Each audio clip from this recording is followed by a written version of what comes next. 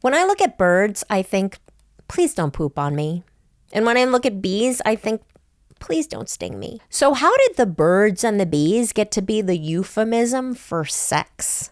Who looked at a bird or a bee and thought, yep, this will make the sex talk less confusing?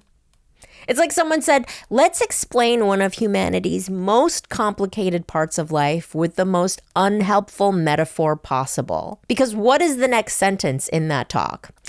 Well, Cameron, here's how a seagull puts on a condom. And here's how a bee gives consent. Birds and bees didn't ask to be the tools to teach boinking. They're busy avoiding airplane propellers and outrunning cans of Raid. So let's talk about it. Have birds and bees been unfairly framed by fables into being the mascots of human reproduction?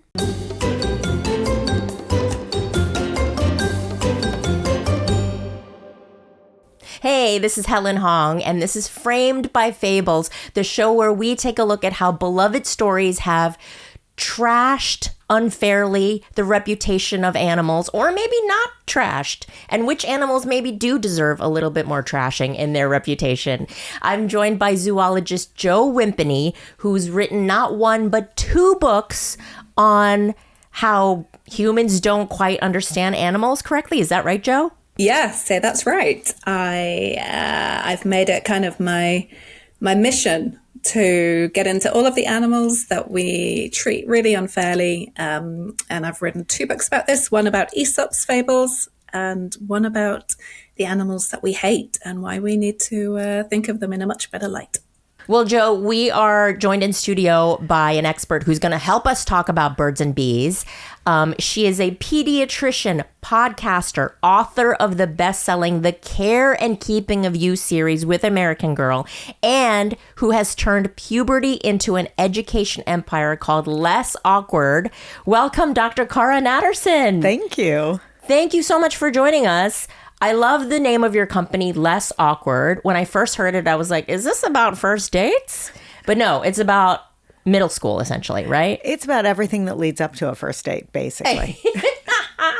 So explain briefly what is Less Awkward and like what is it that you've concentrated your career on? Yeah, so I'm a pediatrician and I've been following the science and the data like everyone else who works in healthcare. And what we've watched in terms of puberty, which is the physical maturation of kids when they go from living in kid bodies to adult bodies, right? What we've seen over time is that it's starting sooner and it's lasting a lot longer. Oh, great. Yeah, it's great. A special kind of hell for everyone involved. Great. Right? It starts somewhere between 8 and 10 for the average kid now, and it lasts all the way through high school. And my goal is to give tons of information so that it can be, wait for it, less awkward.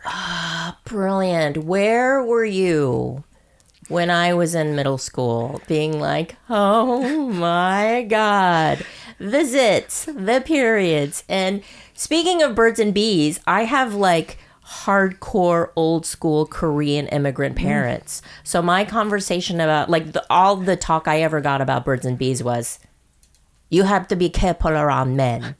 That's it. That's literally all I got. And I was like, I don't know what you're talking about. Believe it or not, that's more detail than some. So like, we have to move this needle big time. And we've started to move, like the royal we, everyone, the whole world has started to talk about this more for all the reasons, because you have to, because information is empowering, all those things. But yeah, that's probably not enough.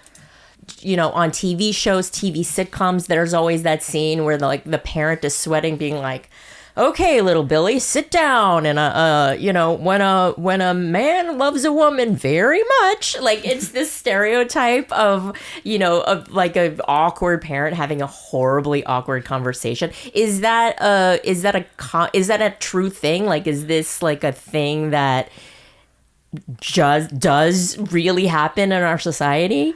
I mean, not only is it true, but I just want to reframe that we now have to have not just the talk, but we have to have like hundreds of talks about insanely uncomfortable topics.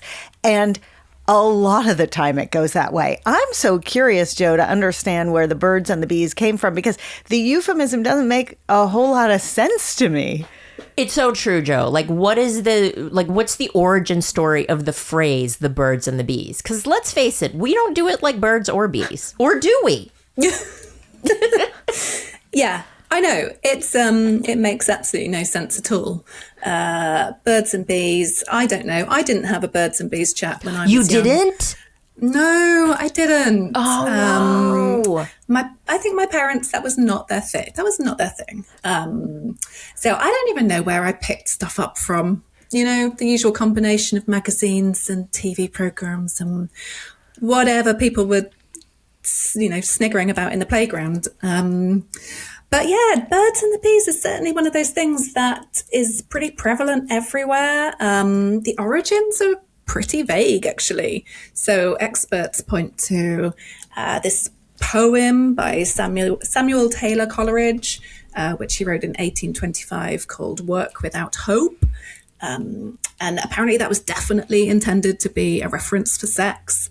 And the poem goes like this. It says, all nature seems to be at work, slugs leave their lair, the bees are stirring, birds are on the wing, and it goes on like that. But it's basically just, the world's coming back to life, and we can see birds, and we can see bees, and obviously mating is the thing that they are doing. So there's also signs of the birds and the bees being represented earlier than that. So they are actually inscribed on a column in St. Peter's Basilica. And we know that from an entry in the diary of 17th century writer John Evelyn. And since the birds and the bees are next to cherubs, there's some idea that maybe this is, an early depiction of something that symbolizes sex and reproduction. I love that this is like a 17th century scholar is writing about this thing that was old to him probably. And we have like this stone carving on the side of an ancient building of a bird and a bee. And we're still using this phrase hundreds of years later. Like, I love that it has not been updated. Yeah. It's like a great excuse not to talk about it.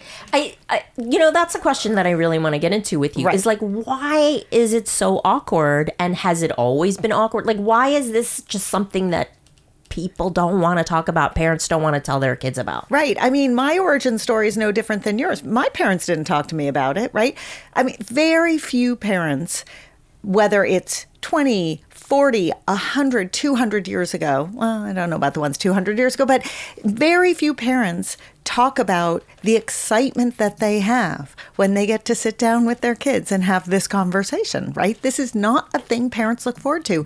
And that makes me sad. I mean, that's one of the things I really am on a mission to change, which is if you don't talk to the kids in your life about it, someone else will. Yeah. So, like, you get two choices. You can be not psyched about it, or you could be psyched about it, but you got to do it. And if it's just on some column in a stone carving in code, that's really not going to do it. And in this day and age, they're going to go online and they're going to see videos of things that you don't want them to see. So let's not carve it into stone. In this day and age, you would rather they find it from a stone carving. I would love for than, them to stare at a stone carving. Yeah, than to find it or Yes. whatever is online. It's kind of crazy how even now you say the phrase birds and bees and everybody knows what you're talking about. Like, that's how ingrained the phrase is, and that we haven't updated it. Is right, Joe? Is like, there's no other phrase that has taken its place when you're sort of doing like a safe metaphor for sex. Oh no, I don't think so. No, it's really baffling.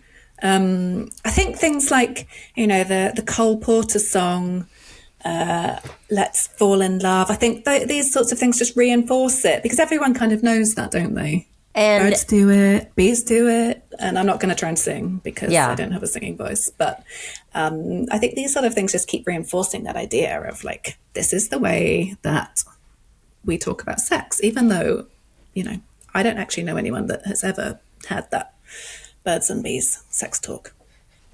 so Joe, are we the only animal in the animal kingdom that has a birds and bees talk? Like, are there like mommy and daddy orangutans being like, pull up a log, Junior. I'm going to tell you about how little baby orangutans are made. I love the idea. I really do. And you know what? We don't really know. We can't really ever know what they're communicating between each other. So, Joe, what is the truth? Like, are birds and bees sex hot, and how do they do it? How are birds and bees actually doing it? Not, I'm guessing not like we do it. There's a variety of ways, but some of them are pretty wild, I have to say. So when we're talking about bees, it's quite standard, really. The male bees will mate with a queen. They have a little organ, which is called an endothallus, or sometimes a genital capsule. And they have to insert this into the female's stinger. So interesting. They have sex. So there is an insertion element. There is an insertion element, yeah.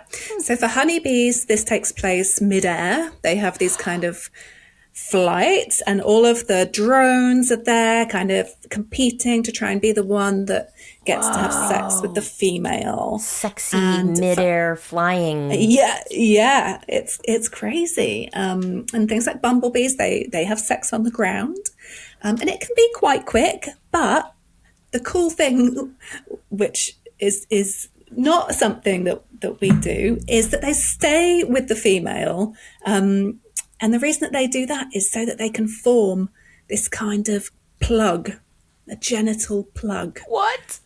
So they're sort of blocking up the female's opening so that so that it's much harder for other males to then come and have sex. So like a chastity belt. Cases, like a bee chastity belt. Like they do it and then they lock it up, and it's like, nope, you're closed for business now, lady. This is making our conversations with kids so much simpler.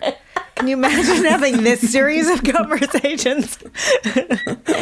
It's true. Like I almost feel like we should approach talking about human sexuality the way we would talk about totally a different species. Like, did you know? Did you know you don't have to fly while you do this? It's amazing. Okay, in honeybees, they don't insert. So other bees, they kind of produce a substance which gets hard, and that sort of acts like a cement and plugs up the female. Honeybees, they just rip off their penis and it gets stuck inside the female and then they die. That's very dramatic. Extremely dramatic. But birds are even wilder. So, I mean, wait for it. Because I'm at the edge of my seat. 97% of birds, so they don't have any external sex organs, right? They have one hole, it's called a cloaca, and they use that for peeing and pooing, and eggs come out of it, and that's also where they have sex. And so you might have heard this term cloacal kiss, which is what birds have, and it sounds very romantic, but it's really just where they smush their cloacas together, and it's very brief. So there's not like a jigsaw puzzle element where like one's sticking out and one has a hole and there's insertion. It's just like two. It's just that's fascinating. 2 bits, and then the two sperm comes out openings of just the male. smushing together. Yeah, smushing. Like if you've ever watched pigeons having sex, I can't say that I've had the pleasure. But now I know what I'm Googling after. Yeah, watch them. Next time you see a pigeon courting another one, and it does that, by sort of bowing down and cooing, watch what happens when the female accepts that male. So she'll sort of crouch down and she'll wag her tail from side to side, and the male will just hop on her back, scooch her tail out the way, flap furiously to try and stay balanced, and then kind of press his cloaca up against hers. And it's just this brief little smushing together. which transfers the sperm. You know what? I feel like I have seen this in like a David Attenborough documentary where it did sort of look like they were having like mammalian sex to me, because there is some mounting, right? There's like the male bird is mounting the female. And so I always assumed that there was like, I guess there's a penis involved. But no, you're saying they mount and then it's almost like two vaginas rubbing. Yeah. Wow. Yeah. And then they transfer stuff. But those 3% of birds that do have external sexual organs. Okay. Right. So ducks and geese, and also ostriches and emus. I love that it's the most aggressive birds. I was going to say. The scariest birds. Those of course. geese. This tracks. Yes, This I tracks. agree. I agree. The most aggressive birds, of course, have a penis. Right. Yep. So at a duck pond on a nice spring day, you will see male ducks chasing females, and they can get pretty aggressive, and they can get pretty full on. And the female doesn't always come out well on this, but Consent, duck males, consent is important. This is where I think it's relevant to talk about the birds, potentially, because of this issue of consent, because male ducks, they are not having any of it. It is like their mission to just inseminate that female, and they have a penis which is shaped like a corkscrew. They have like a spiral penis, right? So when they're ready to mate, this comes out, and it is it becomes erect, but not through blood. So birds have like a weird other system where it's actually lymph fluid, which is fascinating, being pumped into their penis, and that's what makes it go really erect really, really quickly. But so the wildest thing, though, is that females have evolved a defense against this. They've got a counter adaptation. So their vaginas are also spiraled, but in the other direction. So what? It's like they're in Australia. Christmas in July. Exactly. The female ducks have a Christmas in July spiral vagina. Wait, so does that mean if they don't want to have sex with that particular male, they're like, nope, we're coiling this way? Exactly. Yeah. So they kind of have a little bit more choice over which male I love they that. will actually allow to have sex with. No means no. We talk about teachable moments all the time. Like you see something and you grab the opportunity to talk about it, right? You're driving down the street and there's a bus and it has one of those gnarly ads on the side and you're like, oh, no kid should see this. Okay, it's teachable moment. This makes going to the park a very teachable moment. Squeamish mom and dad, Right? squeamish parents who don't want to have the sex talk Correct. should go to a duck pond immediately. Take your kids to the duck pond, do a lot of watching, a little voyeurism, and be like, you know what? Yeah. Yeah. And the last fact I'm going to give you on the duck is that the Argentine lake duck, so we just have to know this, it has the biggest penis relative to body size of any vertebrate. So its penis, when fully extended, is actually the same length as its entire body. Wow. Well, thank goodness we're not like that. Right. I mean, that's like a balancing act. Wow. So, so you're saying some birds and some bees actually do kind of do it like humans, but not all birds and not all bees. Okay, so if we were to use a different animal to say bring up a birds and bees conversation, Joe, what do you think that animal might be? Oh my gosh. So I kind of taken the approach that if we're going to talk about something crazy for having this talk about sex, then we just need to go the whole hog and go straight to the octopus, because octopuses are... I was not expecting... Handsy. I mean, multi-handsy. Yes, Extremely multi-handsy. I was not expecting octopus to be the animal that you were going to say, actually, we should use. Yeah, I just feel like Why? Why the octopus? they have so many bizarre things going on, but there's also opportunities for these teachable moments, right? So we can definitely talk again about consent. So there's one species of octopus, this is the blue-lined octopus, where the male will actually inject venom into the female, and that paralyzes her so that he can have sex with her. The reason he's doing this is because female octopuses will routinely eat the male.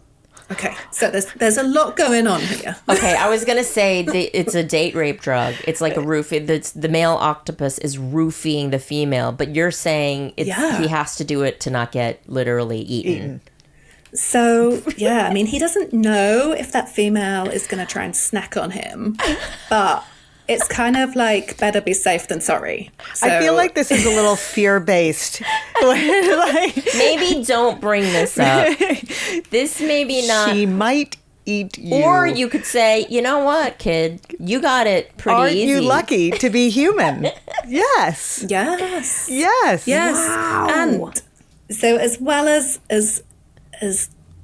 protecting himself from being eaten by using spurious means, shall we say, the other crazy thing about octopuses is that they don't have a penis, they have a sex arm. Right, so one of the eight? Is it one of the 8? yeah. I One did of the not eight. They know have that. one special penis arm. They have a penis arm, and it is the third. The third arm on the right is their special sex arm. Okay, And they're really careful about this arm, right? So I mean, studies as you have would actually be. shown that if they're out and about foraging, exploring, they normally use all their arms. But not that one. Have thought that they used all their arms, but they don't. They don't use their special third right arm to explore things. Are they always right penised, or can they be left penised? That's a good question, and I think it Are there is any only right. lefty octopus penises out I there? feel like there must be, but I can only find that it is. Wait, so the how right does that work? third. Does the arm penetrate the female somehow? Wow. Yes, so the arm sort of basically rummages around in under the female's mantle. So octopuses are bonkers to start with, right? Because they're basically like one head and then 8 arms. And so behind the head, the head is kind of covered in this mantle, and that protects all of the inner organs. So the male gets his arm and just sort of has a bit of a feel around my goodness. under her mantle. And then studies have found that it's the arm can actually detect where to go, because it can detect levels of hormone that are being produced by the ovary. So it can actually detect progesterone levels, and it knows where to therefore go into. And then it transfers a little packet of sperm down into the female. So Okay, that's crazy. Amazing. Okay, I don't know why we would trade birds and bees for this crazy sex arm octopus. But I love that I learned all these crazy octopus sex facts from you, Joe. Thank you. Do you feel like you could use any of these facts, like, legitimately in... I 1000% will be using these facts legitimately. I can't wait to see your next book, or your next... The penis arm is like the greatest thing I've ever heard. I feel like you could turn it into merchandise. I think, Like, yes. ask me about the penis arm. Exactly. Yes. Ask me about the penis arm is a t-shirt, and then you'd be like, hey, conversation started. I love that amongst the 3 of us, none of us got an actual bird. Like, Exactly. would you say that's a good percentage? I would say it's a diminishingly small number of today's adults got the conversation, which is why they feel so flat-footed when they're trying to have it with their kids. And one great question to ask if you're starting to have this conversation is like, Okay, when I was your age, people called it the birds and the bees, and people in my generation still call it the birds and the bees. And I'm just curious what you people call it, because I don't know if it's the birds and the bees. And I think that would be a pretty interesting way in. It's not a yes/no question. It's not, do you want to talk about sex? Right? Brilliant. It's let me tiptoe into this topic before you realize what's happening. Brilliant. Yeah. Sneak it in like veggies. Exactly. Pureed veggies. That is what this can be. What do you think about birds and bees? Pureed veggies. So what age do you think this talk should be had? Like you were saying, puberty gets younger and younger. Yeah. So what age do you think we should start having birds and bees talks with kids? So, okay, I'm going to start really broad, which is it's never too young to start talking to a kid about what happens to their body and what happens when their body comes into contact with someone else's body. Okay? It's never too young. It's never too old if you haven't started to start. But you're not going to tell a toddler about sex. On the other hand, you do want a toddler to know their body parts. And it turns out that young kids who know the correct anatomical name of their body parts, these young kids are far less likely to be victims of sexual predation, which is an amazing fact. And here's why. It makes perfect sense. If they know what they should be calling certain parts of their body, then the adult predator knows they're talking to an adult. And that adult predator is like, this kid's not worth my time because this kid has an adult to go to if something goes south.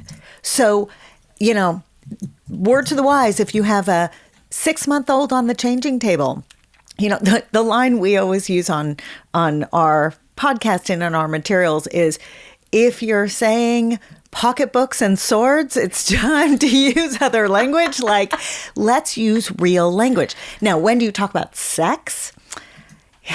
This gets complicated.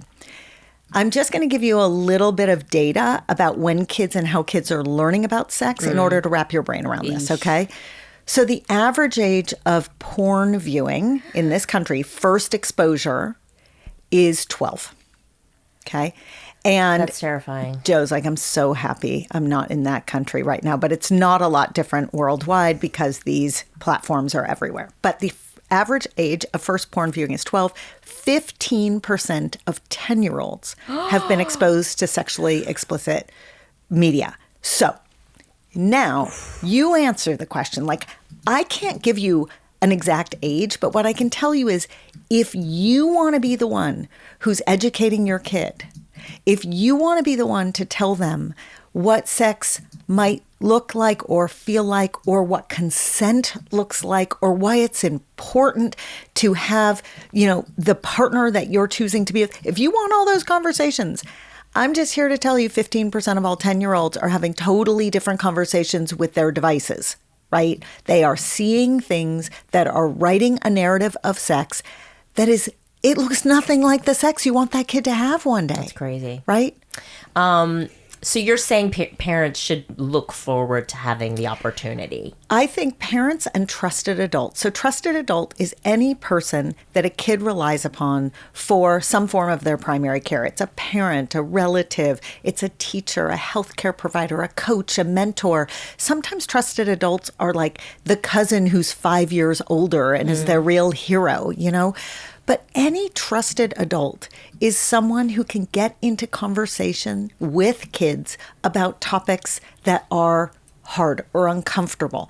And sometimes, this is an amazing fact, sometimes parents and kids actually can't talk about something. Sometimes a parent needs to have found a surrogate to themselves to have the really hard conversations with a kid, because if they can't do it or they're not willing to do it, someone they trust who's educated and informed needs to do it for them. Key point, parents, if you can't get over the ick, yes, you find somebody, like enlist someone, yes, right? Like and then let them know. Like, to be a little spoiler alert, my kid's going to come ask you this question, right? Because otherwise you're like feeding them to the wolves. That's right. Sorry, no offense, wolves. Right. Okay. So, Dr. Cara, on Frame by Fables, we always like to play a game with our guests. And today we thought we'd play Would You Rather. It's simple. I'll ask you a question and give you 2 options, and you choose which option sounds best. Are you cool? And Joe, you can play along. I'm too. ready. Okay. So, who would you rather fight for a French fry? A city pigeon or Mike Tyson? Based upon what I've learned about pigeons today, I think I will take Mike Tyson.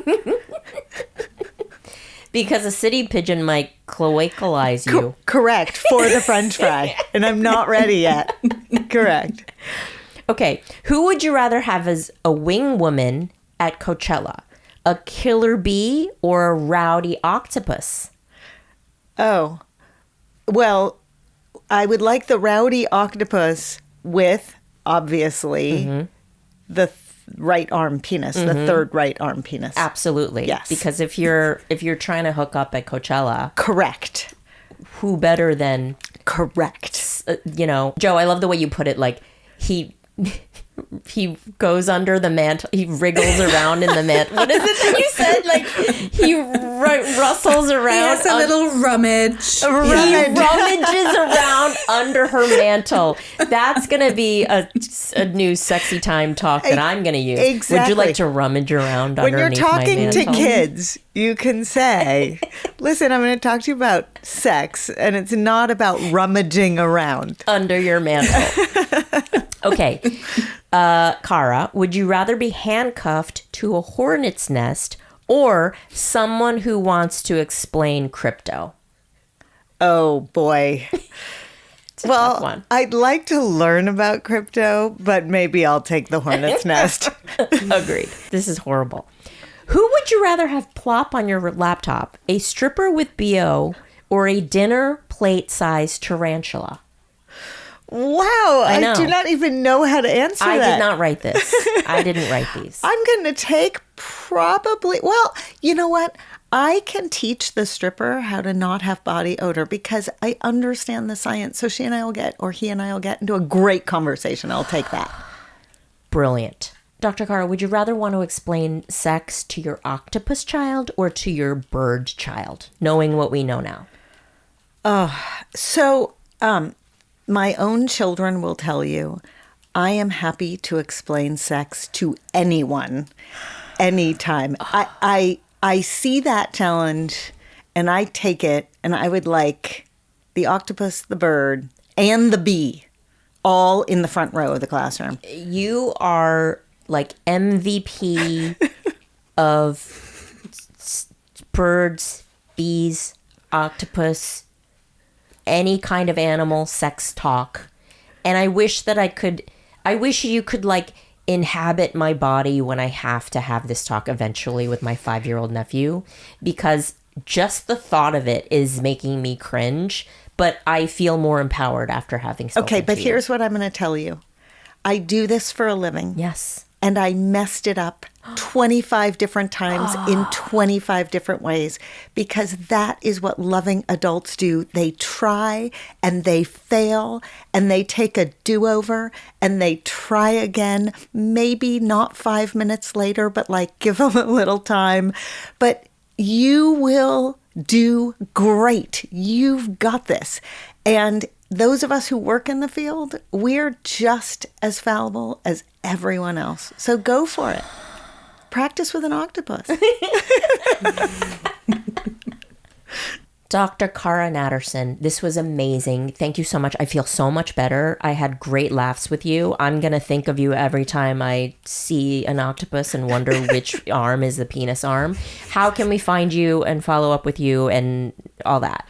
Thank you. I loved being here. Everything I do is housed on Less Awkward, so you can go to lessawkward.com or on socials. Our channel is less.awkward. I'm going to go there right now and try to be less awkward in all things, but especially in having sex talk with anyone. Next time I have a first date, Dr. Cara, I'm going to be like, hey, before we go any further. DM me. Yeah. Hey, before we go any further, would you like to click on lessawkward.com with me? And they will say, absolutely.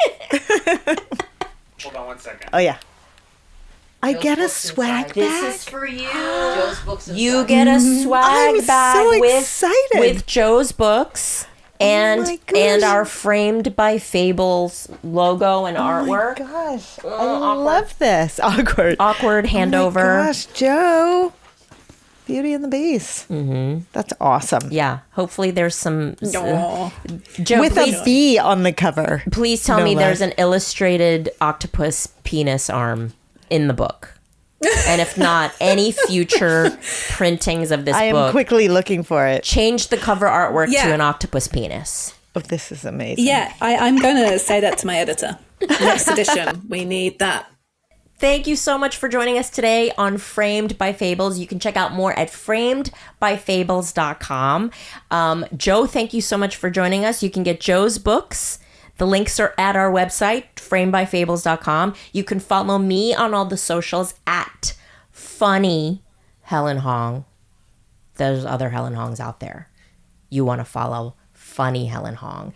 Join us again for more crazy animal stories. And if you learn nothing else from today, just remember, watch out for cloaca smushing and that sneaky octopus penis arm.